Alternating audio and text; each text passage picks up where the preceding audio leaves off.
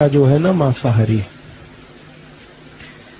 20% प्रजा भारत में ऐसी है जो दररोज मांस खाती है, सुबह शाम सुबह शाम। तो ये जो मांसाहारी प्रजा है, इसको गाय का मांस भी लगता है, मछली का भी, बैल का, बछड़े बछड़ी, मुर्गा मुर्गी, सब तरह का मांस वो खाते हैं। तो कत्ल होने के बाद जो मांस उत्पन्न हुआ वो तो मांसाहारी लोगों के काम आया। और एक और काम होता है कि ये जो मांस होता है इसमें से तेल निकलता है, और उस तेल को अंग्रेजी भाषा में टैलो कहते हैं। तेल हिंदी में कहते हैं, टैलो कहते हैं अंग्रेजी में। गाय के मांस का जो तेल है बीफ टैलो है वो। ऐसे ही मछली के मांस का, भैंस के मांस का, डूकर के मांस का वो पोर्क टैलो है। तो ये जो तेल निकालते हैं वो तेल का सबसे जास्ती वापर होता है, सबसे जास्ती उपयोग होता है क्रीम बनाने में। हमारे आजकल के पढ़े लिखे लोग घर घर में जो चेहरे में लगाने वाला क्रीम वापरते हैं ना, फेयर एंड लवली, क्लियर सिल, क्लियर टोन, इरेस्मे, इमामी, पॉन्ड्स आदि आदि, ये ज्यादातर क्रीम में मांस से निकाला हुआ तेल वापर। इन सब कत्ल खानों में मांस और मांस के साथ तेल, ये दोनों अलग अलग निकलता है।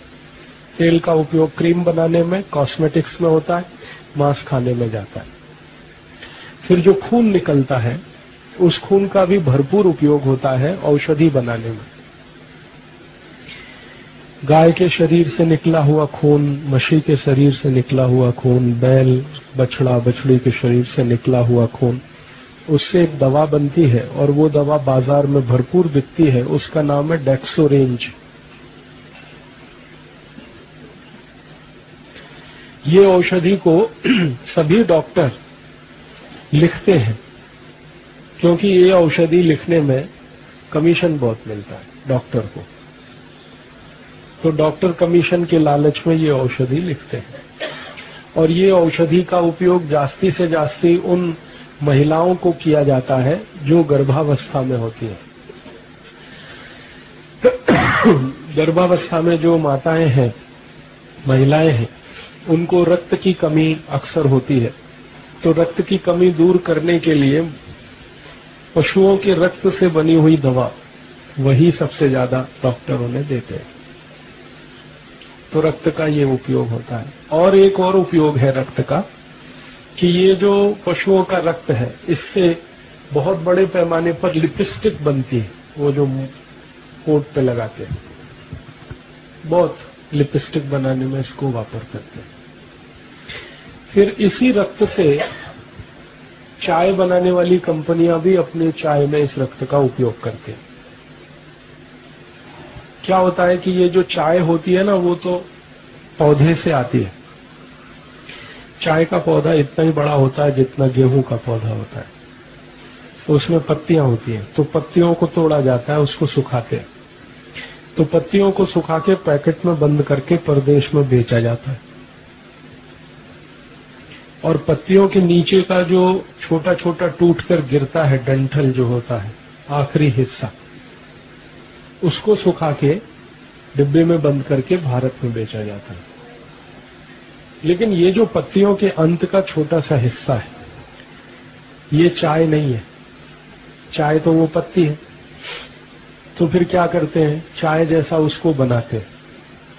तो सामान्य रूप से वो पत्तियों के छोटे छोटे डंठल तोड़कर अगर सुखाकर हम पानी में डालें, उबालें, तो उसमें चाय जैसा रंग नहीं आता। तो फिर ये कंपनियां क्या करती हैं कि ये जानवरों के शरीर से निकला हुआ जो खून है, इस खून को उसमें मिला के, सुखा के, फिर डिब्बे में बंद करके बेचते हैं उसे। और तकनीकी भाषा में बाजार में इसको टी डस्ट कहते हैं, चाय की धूल। एक होती है चाय और एक चाय की धूल, टी और टी डस्ट। तो टी डस्ट में ज्यादातर ये उपयोग होता है, जानवरों के शरीर से निकाला हुआ खून। तो उसमें एक बहुत बड़ा उपयोग इसका है।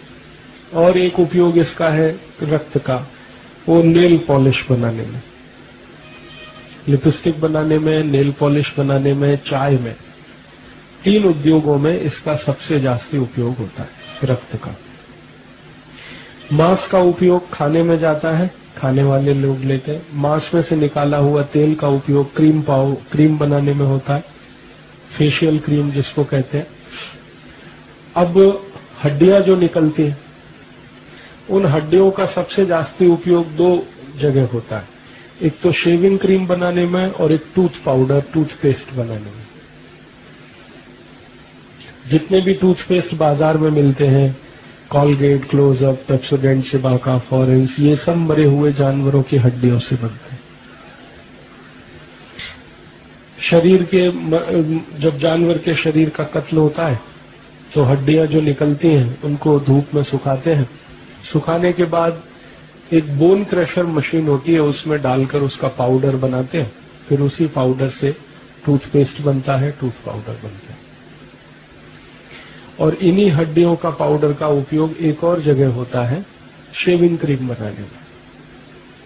और आजकल इन हड्डियों के पाउडर का एक और उपयोग होने लगा है, वो टेल्कम पाउडर जो लगाते हैं, स्नान के बाद लोग लगाते हैं, उसमें भी अब इसका उपयोग होने लगा है, क्योंकि ये थोड़ा सस्ता पड़ता है।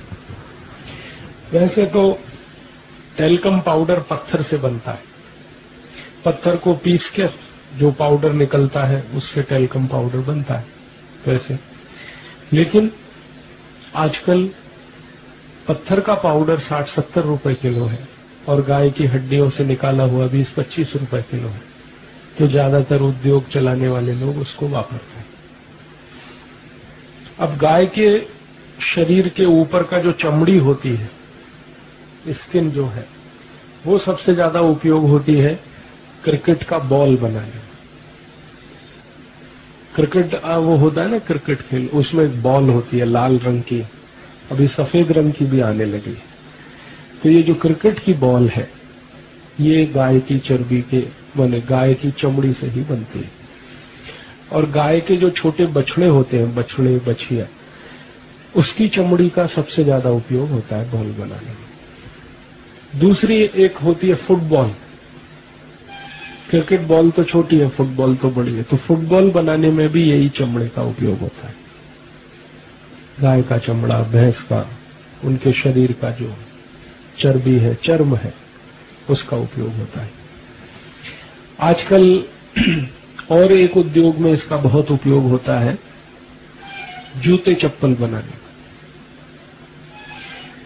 अगर आप बाजार से कोई ऐसा जूता चप्पल खरीदते हैं जो चर्म का है, चमड़े का है, लेदर का है और बहुत सॉफ्ट है, मुलायम है, तो वो 100% गाय की चर्म का होता है। सॉफ्ट है, अगर मुलायम है तो गाय का चर्म है, और अगर थोड़ा हार्ड है, कड़क है, तो मशी का है, भैंस का है।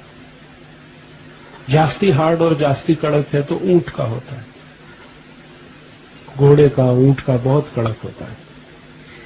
तो एक बहुत बड़ा उपयोग ये चमड़ा, जूते, चप्पल इसमें बनाने। पर्स बनाने में बहुत इसका उपयोग होता है। बेल्ट बनाने में इसका बहुत उपयोग होता है। जो लोग अक्सर बेल्ट बांधते हैं पैंट में, पर्स रखते हैं, उसमें भी इसका उपयोग होता है। बड़े पैमाने पर इसका उपयोग होता है। और अभी इससे और भी कई वस्तुएं बनाना शुरू किया है। सजावट की बहुत सारी वस्तुएं जो घरों में रखी जाती हैं, शो पीस के नाम पर जिनको इस्तेमाल किया जाता है, वो भी बहुत कुछ गाय के चर्म से, मशी के चर्म से, बैल आदि आदि के चर्म से बनते हैं। तो गाय और गाय जैसे जानवरों का जब कत्ल होता है तो 5 वस्तुएं निकलती हैं। एक तो मांस निकला, मांस खाने में गया। दूसरा, मांस में से तेल निकला, तेल का कॉस्मेटिक्स में इस्तेमाल हुआ। फिर खून निकला, खून का इस्तेमाल 3 जगह मैंने आपसे कहा, चाय में और दवा बनाने में और लिपस्टिक और नेल पॉलिश बनाने में। हड्डियां निकली, हड्डियों का उपयोग टूथ पाउडर, टूथपेस्ट और शेविंग क्रीम, इसमें बहुत ज्यादा, और टेल्कम पाउडर। तो ये जो भी शरीर में से निकले हुए अंग हैं, इन सबका भरपूर उपयोग है और इसका बहुत बड़ा बाजार है इस देश में। प्रतिवर्ष मैंने आपसे कहा 36,000 कत्ल खाने हैं और करीब 4.5 कोटि गाय, बैल, मशी, बछड़ा, बछिया सभी मिलाकर उनका कत्ल होता है और उसका प्रतिवर्ष जितना मांस उत्पन्न होता है वो बिकता है, जितना चर्म निकलता है वो बिकता है, खून निकलता है वो बिकता है। अलग अलग जगह पर इन सब का उपयोग होता है। अभी गाय के शरीर के अंदर के कुछ अंग हैं, उनका भी बहुत उपयोग होता है। जैसे गाय के शरीर में एक बड़ी आंत होती है, हमारे शरीर में जैसे बड़ी आंत है वैसे गाय में भी होती है। तो गाय के शरीर को जब काटते हैं तो बड़ी आंत उसमें से अलग निकालते हैं और उस बड़ी आंत को पीसकर चटनी बनाकर एक केमिकल निकालते हैं, उसका नाम है जिलेटिन। और वो जिलेटिन बहुत ज्यादा उपयोग होता है आइसक्रीम बनाने में।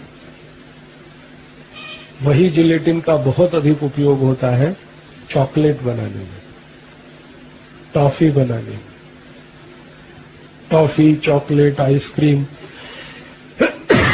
उसी जिलेटिन का भरपूर उपयोग होता है।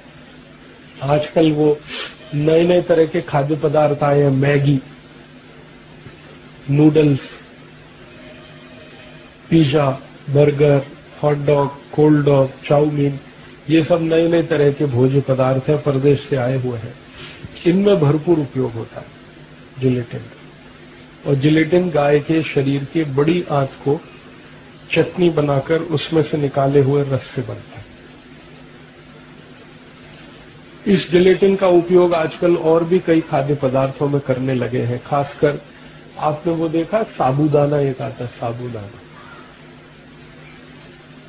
जिसको अक्सर हम उपवास में खाते हैं, उसमें अब इसका बड़े पैमाने पर उपयोग होने लगा है। तो बहुत सारे खाने पीने की वस्तुओं में ये सब चीजें उपयोग आती हैं। अब दुर्भाग्य हम सबका ये है कि हम सब अपने को शाकाहारी मानते हैं, लेकिन कई बार ऐसी वस्तुएं खाते पीते हैं जिसमें ये सब मांसाहारी सब पदार्थ मिले होते हैं। अब जैसे चाय पीते हैं, तो चाय पीने वाला अपने को कहे कि मैं शाकाहारी हूं तो मुझे हंसी आती है उस पर, क्योंकि चाय बनाने में ही जो खून है, रक्त है, वो मिलाया गया है और उसका हम वापर कर रहे हैं। कोई कहता है कि जी मैं तो उपवास रखता हूं लेकिन साबूदाने की खिचड़ी खाता हूं, तो मुझे हंसी आती है कि साबूदाने की खिचड़ी में जिलेटिन है और जिलेटिन तो गाय के शरीर से निकाली गई बड़ी आंत में से मिलता है। कोई कहे मैं संपूर्ण शाकाहारी हूं लेकिन फेयर एंड लवली लगाता हूं, तो फेयर एंड लवली तो गाय के मांस में से निकाले हुए तेल से बनती है, तो वो कैसे शाकाहारी हो सकता है। तो ये ऐसे अलग, कोई कहता है कि मैं संपूर्ण शाकाहारी हूं लेकिन सवेरे सवेरे टूथपेस्ट घिसता हूं, Colgate, Closeup, Pepsodent, Cibaca, foreign. कोई कहता है मैं टूथ पाउडर घिसता हूं। तो वास्तव में ये है कि अगर हमें सही माहिती है तो शायद हम इससे बच सकते हैं। तो सचिन भाई ने बोला कि मैं आपको बताऊं कि क्या क्या बनता है गाय के शरीर से। वो यही सब वस्तुएं गाय के शरीर से बनती हैं जो ऐसी चीजों में उपयोग होती हैं जिन चीजों को भारत के लोग बहुत जाहिरात देखकर खाते पीते हैं। तो आपके मन में एक प्रश्न आता है कि इससे बचने के लिए क्या करना, बहुत लोग कहते हैं। तो उसका एक सरल माहिती मैं आपको देता हूं। जो वस्तु का जाहिरात टीवी में आया वो नहीं लेना, तो आप बच जाएंगे। जो वस्तु का टीवी में बहुत जाहिरात आता है वो वस्तु कभी नहीं लेना, तो आप इससे बच पाएंगे। जैसे चॉकलेट का बहुत जाहिरात आता है, कैडबरीज, नेस्ले आदि आदि, वो नहीं लेना।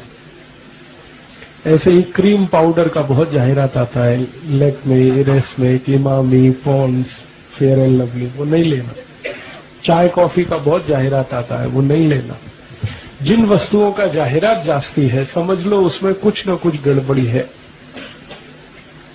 उसमें बहुत बड़ा धोखा, क्योंकि जाहिरात उसी वस्तु का होता है जिसमें धोखा होता है।